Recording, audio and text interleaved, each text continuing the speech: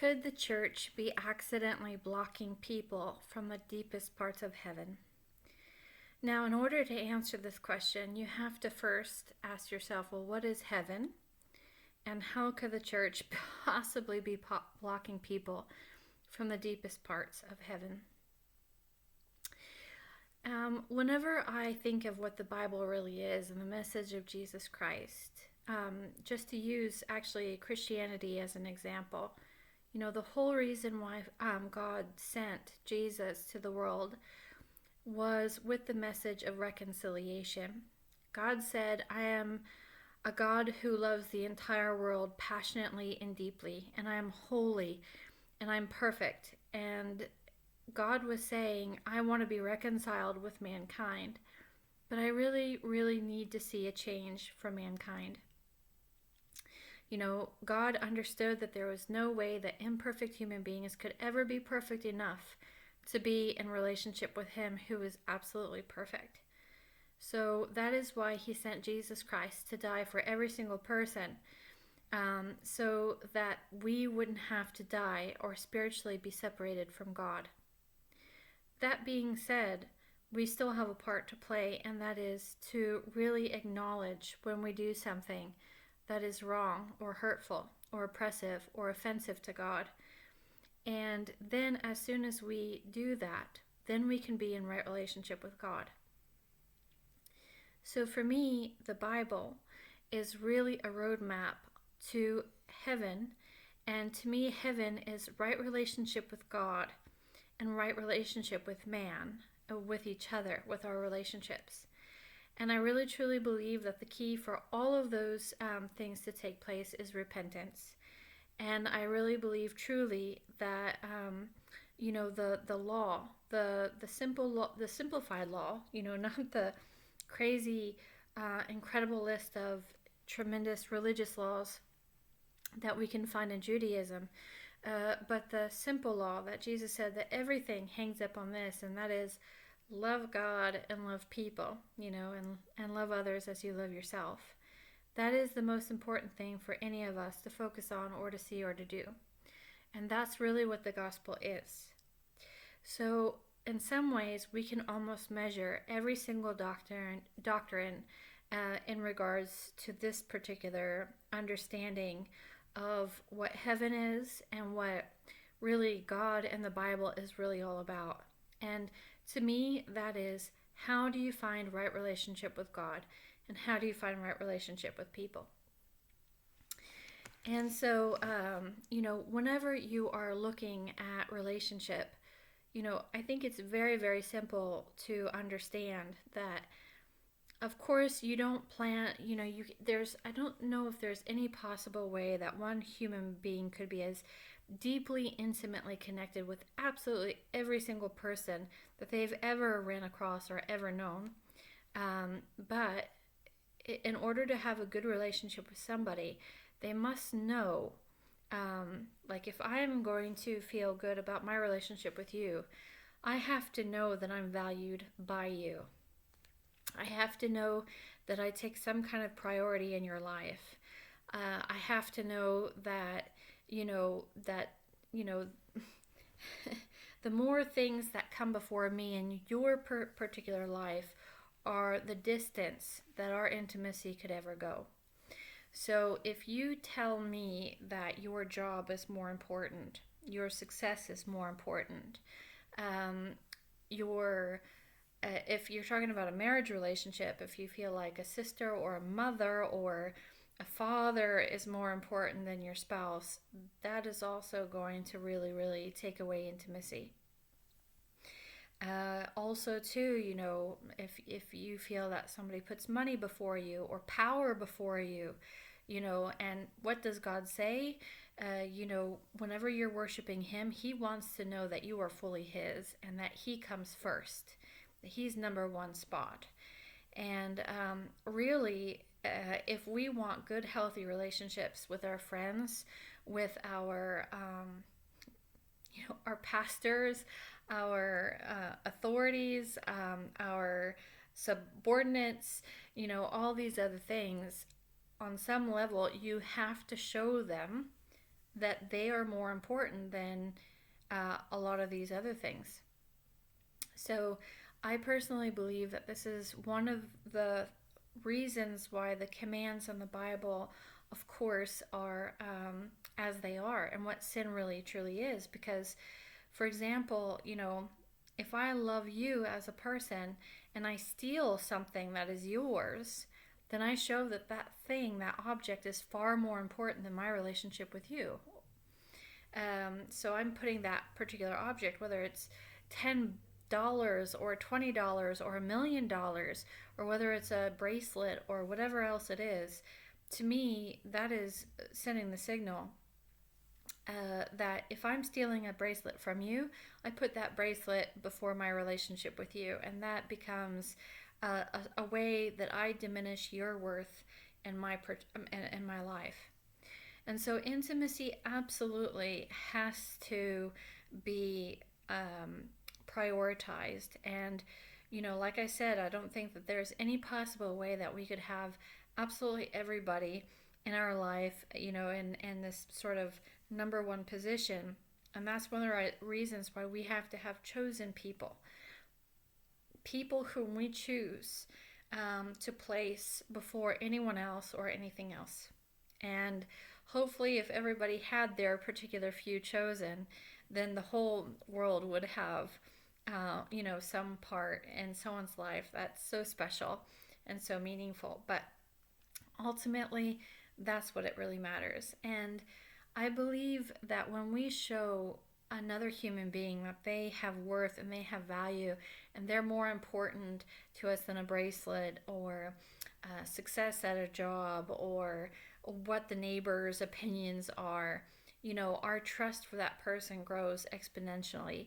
And as it grows, I think that, the nearness of what really makes my essence becomes more and more clear to that deep part of the other person that I'm in relationship with. And so I really, really think that that is really important. One of the concerns that I have in regards to when I go right back to the original topic, which is, could the church be blocking the fullest, deepest heaven, is that, like I said, we have different relationships, and those relationships have different places in our lives and different kinds of priorities. I think that if we were to talk about the number one relationship that any of us could ever really have, it is the kind of spouse relationship. It is that, position where you take that one particular person and you say, you're more important than anybody else I've ever been with. You're the person I choose to spend the rest of my life with. And, you make that commitment. And of course, unfortunately, the way that life is sometimes the person we feel the strongest for, we have the deepest trust for, it doesn't necessarily work out that particular way. Because there's all kinds of interesting factors to love that makes it a little complicated. But I think that ultimately when you are really, really looking at that, when you're looking at the spouse relationship as the most important relationship, the one that's supposed to most reflect who God is, if you have a particular relationship where the woman is in a subordinate sort of position, where she can never, ever, ever go to her husband and say, I'm really offended when you do this to me. This really hurts me whenever you do this to me. This really bothers me. If the man is not good with accepting correction or criticism against this person, very often what he will do is he will misuse the power and the authority that he has in kind of in sort of a powerful position, and he will try to punish a wife or a woman for saying that. And sometimes the church will encourage this by saying that women shouldn't ever try to teach a man. She should stay silent. She should stay in the background. She should blah, blah, blah, blah, blah, blah, blah, blah. And I personally believe that what this particular teaching does is that it it sort of goes against what God originally said, which is, we all have a kind of sovereign rule over ourselves, our bodies, and our spirits. And we all have different things that are important to us, things that you need to show. Like, for example, just to take me as an example, maybe it's very important that you spend time with a person. Maybe it's very important that because we're all having sin, we all have idolatry. If I notice, like, oh, he's hurting my feelings because he's working too late, or he's doing this or he's doing that, then what happens is that I'm saying that I'm feeling a sort of problem with our relationship, that we're not as close as we can be, and there's something you're doing that's offending me, and that is actually causing a sort of breakdown in our relationship. It's really the death of a relationship. When one of the people doesn't feel like it's okay for them to bring up issues or things that are wrong. So, you definitely need to have that sort of communication and that sort of power balance where every single person has the right to be heard and the right to say what it is that's important. Because what happens if that doesn't take place, then the relationship dies and the intimacy breaks apart, and then you lose heaven. Because heaven is deep intimacy with another human being and being able to see the deepest part of their essence. So I really truly believe that some of the doctrines on submission and some of the ways that the church teaches women and men teach men to treat women in such a way that is a breakdown in relationship, and only hurts everybody. It only completely sort of destroys anyone's chance of making it to heaven. And making it to heaven, or the deepest parts of heaven, in my particular opinion, is the promised land. And I'm going to talk more about that maybe on a different video, because this one's I'm running out of time. I only have 15 minutes with the way that I have everything set up. So I definitely think that when we look at the relationship of the fact that God himself, he had requirements, and he said, this is what it takes to be in relationship with me. And every single person has that, and every single person has the right to. And if one side tries to beat down the other one's right to say those things, then relationship becomes impossible, and intimacy becomes completely impossible. And one of the things that happen as men become more entitled, women can do this too. I'm not just picking on guys. I mean, there's lots of girls that have a very, very difficult time ever admitting that they do anything wrong, or that they can never accept any kind of correction. So this isn't just for men, but I definitely think that some of the ways that the church has encouraged men to have sort of an power issues, you could say, feeling almost entitled to this right where, well, you're sort of above the law, you're the one who makes the law, and the man doesn't really necessarily care about who it is that he's stomping on, unfortunately, puts perhaps the bigger problem on his part. Not because he's worse than women, but because he has opportunity to be worse, sort of, so to speak.